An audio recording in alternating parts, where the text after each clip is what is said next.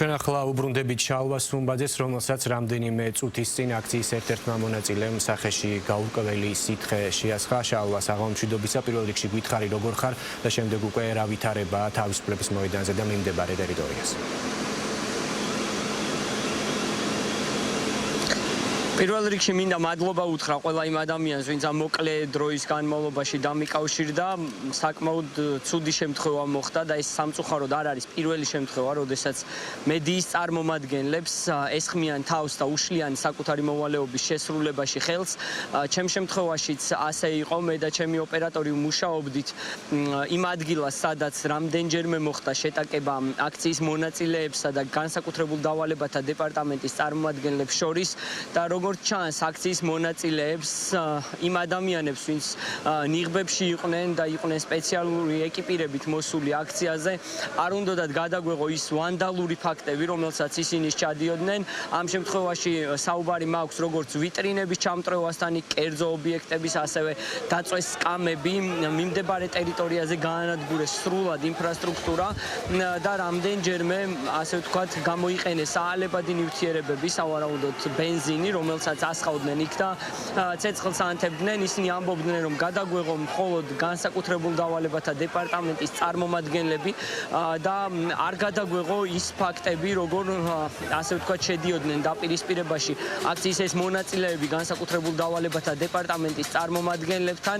სწორედ ამას მოყვა ჩვენ შორის, ასე ვთქვათ, სავარაუდოდ ის ფაქტი, რაც მოხდა, როდესაც ჩვენ მოვიხსენით სპეციალური საშუალებები, რომლითაც მუშაობდით, აი წინაღზე მაქვს საუბარი. სწორედ ამ დროს უკნიდან მოპარვით მოვიდა გოგონა, სავარაუდოდ, რომელმაც ასე ვთქვათ, გამოიყენა წიწაკის სპრეი და მეც ჩემი ჩართვის ინჟინერს ასევე და ოპერატორს შეგვიშალა ხელი საქმიანობის შესრულებაში. ახლა ჩვენ ვიმყოფებით თავისუფლების მოედანზე, სადაც ასე ვთქვათ, სცენაა და მიკროფონები მოწყობილი და უკვე ასე ვთქვათ, მოშორებით ვართ იმ ტერიტორიიდან. ვახტანგ ლეკიაშვილი, ჩემი ოპერატორი, აგრძელებს ამ წუთებში კვლავაც მუშაობას იმ კონკრეტულ ლოკაციაზე. სამწუხაროდ ტრადიციად იქცა უკვე, როდესაც აქციის ის მონაწილეები, რომლებიც რადიკალური ქცევებით გამოირჩევიან, როდესაც ისინი ხელს უშლიან მედიას.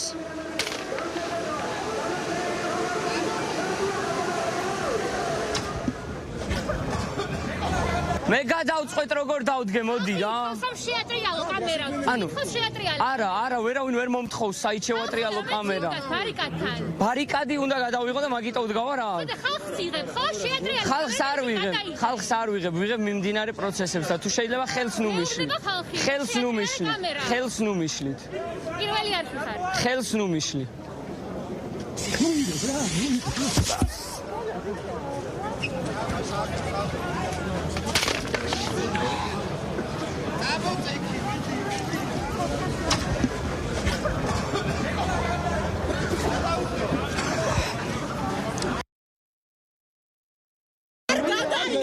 ანუ რას ნიშნავს არ გადავიღოთ ერთი წამი თქვენი ჩემი კადრები არა შეურაცხყოფა ერთი წამი ირაკლი გაჩხუბებია ხალხი გადაცია თქო გესმის მუშაობა ალო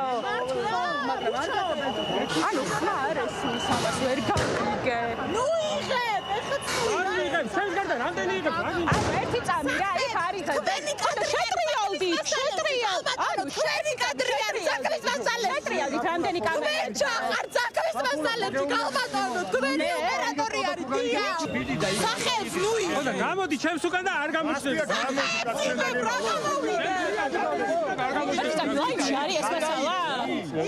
იქ გადაიღე. არა, იქ გადაიღე. იქ რატო არ მიდი? გამოდი. იქ რატო არ მიდი? იქ რატო არ მიდი? აცეთ გამოიწე. მივალი, იქ არიან ჩემები, გამოიწე კაცო. იქ გადაიღე. არიან ჩემები.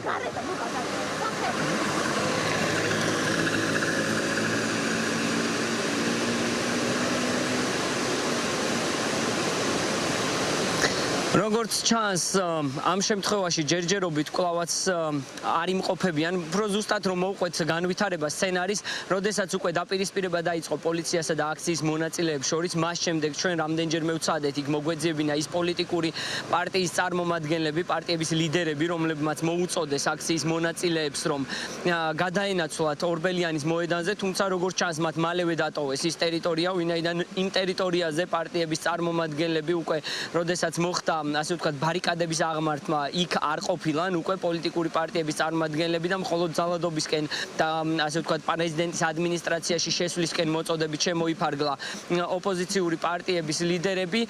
მათ დღეს მთელი დღის განმავლობაში ვცდილობდით მათთვის დაგვესვა შეკითხვა იმის შესახებ, რომ თუ კი მოხდებოდა გადაცდომები, ვინ აიღებდა ამაზე პასუხისმგებლობას, ბუნებრივია, ჩვენ ვაგრძელებთ მუშაობას რუსთაველის გამზირზე, შევეცდებით იგივე კითხვები კიდევ ერთხელ დავსვათ. მადლობა შალვა სუმბაძე საუბრობდა პირდაპირ ეთერში.